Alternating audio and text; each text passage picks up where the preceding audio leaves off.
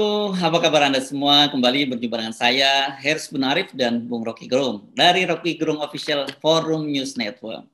Bung Rocky ini sedang ramai berkaitan dengan ada pengakuan di pengadilan. Ada bukan pengakuannya, dakwaan di pengadilan yang menyebut-nyebut bahwa Wakil Ketua DPR Aziz Samsudin itu menyuap seorang penyidik dari KPK, dari kepolisian yang sudah dikenakan sanksi, sudah diberhentikan, menerima dana suap 3 miliar. Yang saya bikin kaget ini kalau pangkatnya AKP ini kan AKP itu Ajin Komisaris Polisi sama dengan Letnan 2 ya, Bung Rocky ya. Letnan 1 ya kalau di tentara ya.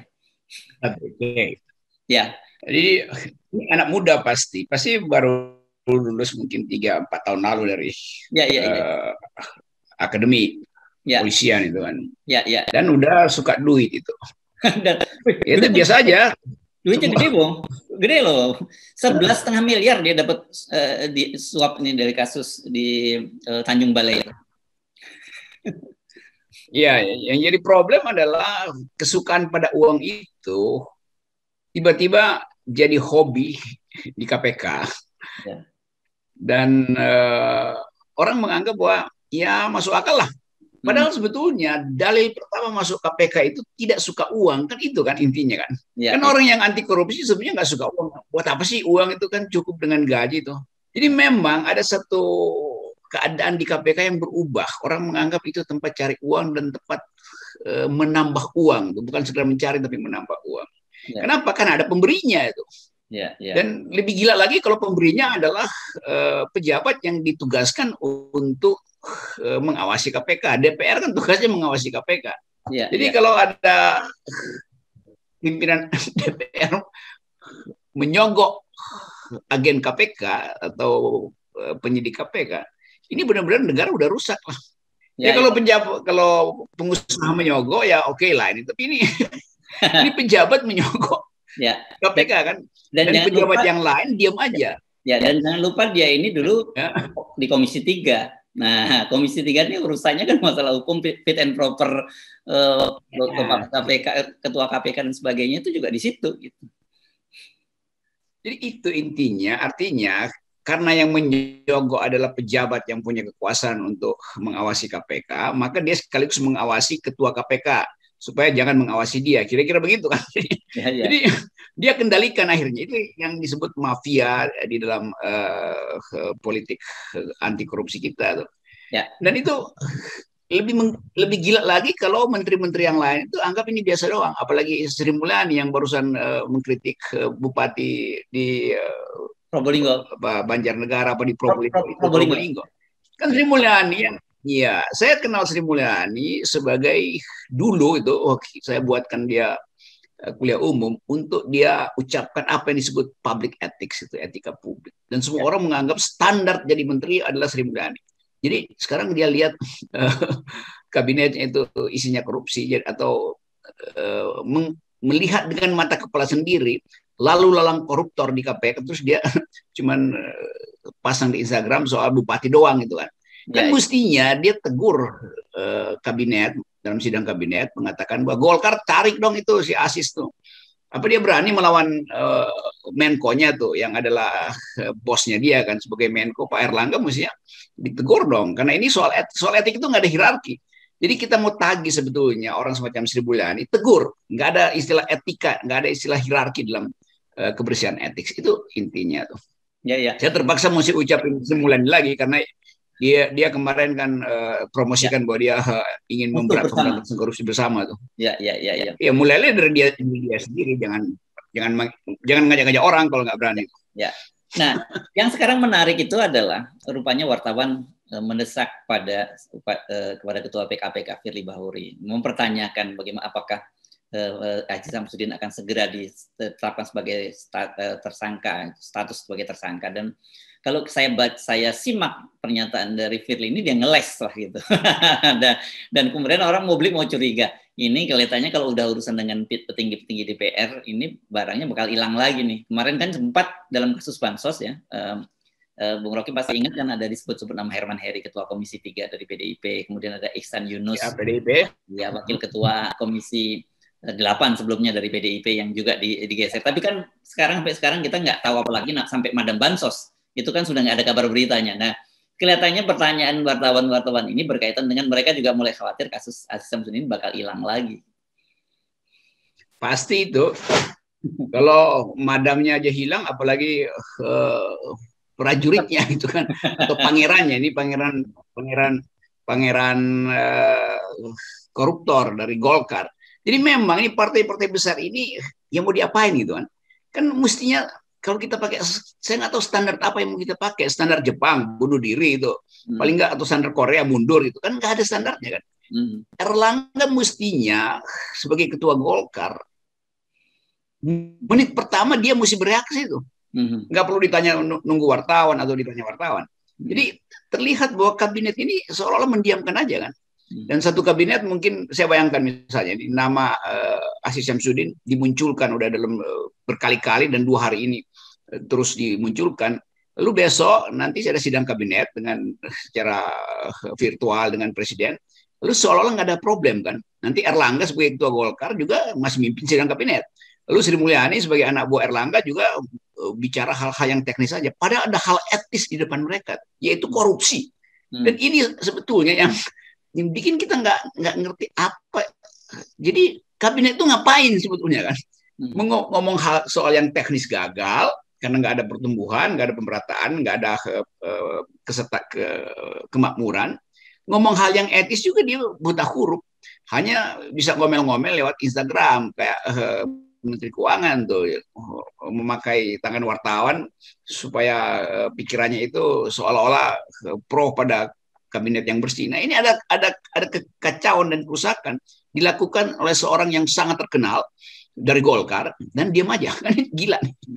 Bukan gila sebenarnya, bego.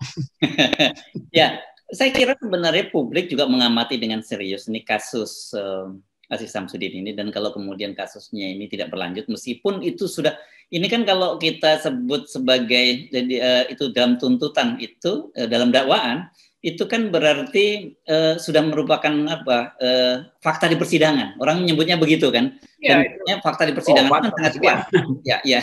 Nah, kalau ini juga hilang, ya saya kira ini orang udah akan memang jadi ujian terakhir gitu. Paling nanti ya KPK tinggal bisa ngambil-ngambil bupati-bupati yang lemah secara politik dan nggak ada backup lah yang kena cokok itu.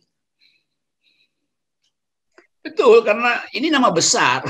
Ya. Jadi begitu diucapkan di pengadilan, itu artinya 99,99% itu konkret. Peristiwa itu dalam konstruksi hukum terlihat di mana posisi dia tuh. Lalu dibikin semacam gelar perkara segala macam tuh. Tapi sekali lagi kan itu tergantung pada dignity dari KPK kan. Martabat KPK itu di mana, melalui martabat ketuanya Pak Firly itu. Jadi kalau terlihat Pak Firly siksak, itu artinya memang akan ditenggelamkan kasus ini. Kalau misalnya Firly itu betul-betul firm dalam soal penegakan korupsi, dia mesti tampil pertama. Karena ini ada causa celebre, kasus yang menggemparkan itu, melibatkan seorang pimpinan Golkar dan sekaligus pimpinan DPR, MPR. Jadi seolah-olah ini cuma kasus biasa yang nanti juga toh nanti seperti Herman Heri PDIP itu dilupakan itu. Herman Heri. Jadi saya anggap bahwa kita lagi berupaya untuk memperlihatkan kepada rakyat bahwa kita serius menangani soal-soal korupsi. Tapi bahasa tubuh Firly itu kan memperlihatkan bahwa dia nggak berani sebetulnya berhadapan dengan orang yang memilih dia kan. Iya. Anda ingat kan pada waktu jauh sebelum kasus dia baru terpilih dan dia menyampaikan bahwa korupsi di tengah pandemi itu bisa dihukum mati. Tapi kan ketika kemudian kasus Juliari, dia juga seperti ngeles lah kalau bahasa anak sekarang gitu. Dan kita tahu akhirnya pasal-pasal apa yang diterapkan pada Juliari. Nggak ada kaitannya. Dan Juliari ini saya kira kan memenuhi semua unsur. Korupsi di tengah pandemi, dia mengkorupsi bansos, itu kan itu benar-benar harus berkali lipat hukumannya gitu, dan maksimal hukuman mati, meskipun kita sejak awal menyatakan kita bukan orang yang sepakat dengan hukuman mati gitu. Tuh, saya mau tunggu misalnya keterangan pers malam ini dari Pak Mahfud MD yang lagi mimpin pengejaran obligor BLBI itu. Kan obligor BLBI yang di luar di Singapura nonton begini bilang, lah lu nangkap Aziz Samsudin aja nggak mampu, bagaimana mau nangkap kita gitu. Kan begitu dicemoohkan kegagah beranian Pak Mahfud itu. Mestinya Pak Mahfud yang datang ke depan FNN atau pers manapun untuk mengatakan bahwa Firly itu harus cepat-cepat mengucapkan kalimat yang decisive, jangan ragu-ragu tuh. Supaya saya juga nggak ragu-ragu buat mengejar obligor. Kan ini semuanya satu mental kan. Ya, kalau Firly ragu-ragu, Mahfud juga merasa, waduh, gue juga nggak ada dukungan nih. Begitu gue tangkap, KPK bilang nggak, itu bukan kasus sudah kadaluarsa apa segala macam gitu kan. Jadi ini satu paket di mana pemberantasan korupsi itu nggak bisa jalan. Gitu. Ya. Padahal orang tahu bahwa obligor ini itu obligornya nggak bertambah karena orangnya cuma itu aja. Yang bertambah kekayaannya karena udah diinvestasikan kemana-mana kan. Itu yang menerangkan bahwa indeks Gini rasio ketimpangan kekayaan kita itu makin tinggi tuh. Bukan orang kaya. Kalau orang kaya bertambah itu bagus itu. Artinya orang miskin berkurang gitu kan. Ini orang kayanya tetap tapi kekayaannya yang bertambah. Jadi orang miskinnya yang bertambah. Jadi soal semacam ini yang mesti dikaitkan bahwa korupsi itu justru menambah kekayaan orang yang memang udah kaya. Aziz Samsudin udah kaya. Dia ngapain lagi ya nyogok supaya dapat imbalan di dalam proyek-proyek lain kan? Untuk menyelamatkan orang, memperkaya orang lain. Ya, ya. Nah, berkaitan dengan BLBI ini apa enggak sebenarnya ini pemerintah seperti mengejar zombie saja? Karena ini kasus ini kan sebenarnya kasus yang sudah lama, sudah lebih dari 2 dasawarsa. Dan pada masa itu juga pemerintah nggak juga bisa melakukan apa-apa. Apa reasonnya bahwa pemerintahan sekarang di bawah komando Mahfud MD bisa memaksa para obligor untuk membayar utangnya? Justru itu. Kan dulu kita tahu istilahnya apa itu RND, release and discharge gitu kan. Ya. Jadi yang udah sejak zaman Bu Mega dan orang menganggap ya udah mau diapain itu bebannya memang mesti dibayar negara karena kedunguan negara tuh sehingga biaya pemulihan itu masih ada di APBN terus menerus ada di situ. Tiba-tiba kas Sri Mulyani kosong lalu dibikin satgas itu. Ini kan keadaan yang sekedar diadain untuk ngejar yang nggak bisa dia dapat lewat tax amnesty, lewat pinjaman luar negeri segala macam. Jadi ini adalah bukan sesuatu yang dirancang untuk menyelamatkan uang negara. Hanya karena terdesak, maka dari Tommy Soeharto sampai siapa tiba-tiba kasusnya dibongkar semua itu kan. Dan orang menganggap bahwa iya lakukan aja sesuatu itu demi negara tuh, bukan demi pencitraan politik kan. Kan ini kalau nekat untuk ngejar yang ngejar beneran itu bukan sekedar konferensi pers kan. Kan Mahfud mau ngejar lewat konferensi pers kan. Supaya obligor yang denger itu datang ke Jakarta.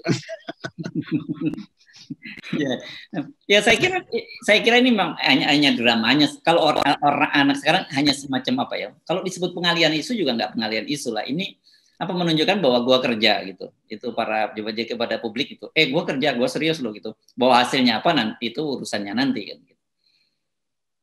Ya Mahfud kagum bahwa dia dapat tugas itu kan. Lalu dianggap jadi jenggo gitu kan. Jadi zaman dulu ini apa namanya? Jadi jagoan itu. Atau jadi Rembo.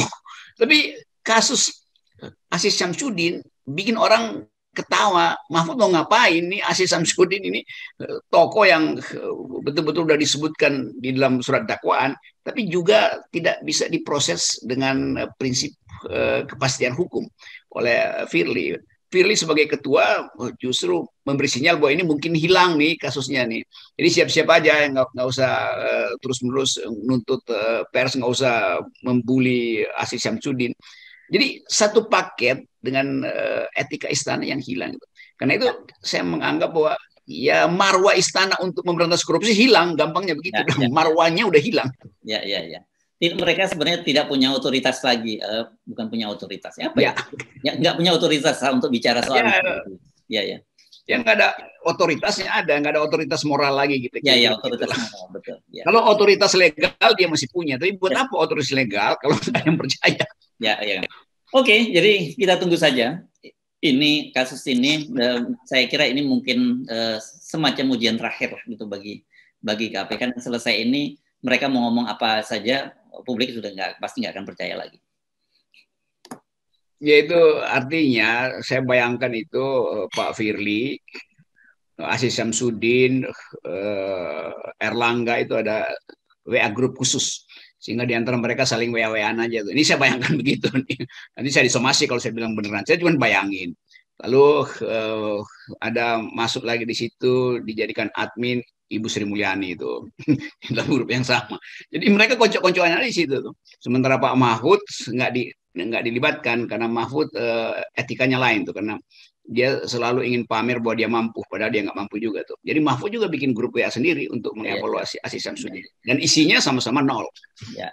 Jadi dalam situasi semacam ini kita nggak heran walaupun ini hanya semacam parodi. Kemarin muncul karangan bunga mendukung PSI dan PDIP dari Mas Harun Masiku Fans Club dan sahabat Juliari Batubara. Nanti ada kiriman bunga yang sama ke Pak Firly itu bahwa terima kasih karena sudah berbuat biasanya disebut sebagai apa namanya itu praduga tak bersalah. Kita mesti bikin praduga tak bersalah dulu. Padahal dalam korupsi harus berlaku prinsip diduga bersalah. Kalau bisa lakukan pembuktian terbalik, kan itu intinya. Bukan koruptor sebetulnya. Maling dan rampok uang rakyat. Maling rampok gitu. Ya. Oke, terima kasih. Tapi saya kira publik akan tetap mengamati ini sebagai problem utama dari Presiden Jokowi. Pada akhirnya orang akan bilang memang Presiden Jokowi diemin kok. Ya. Nanti Busir bilang kok semuanya Presiden Jokowi. Ya emang dia presidennya, kecuali nggak dianggap lagi sebagai presiden. Oke. Terima kasih. Yes. Sip.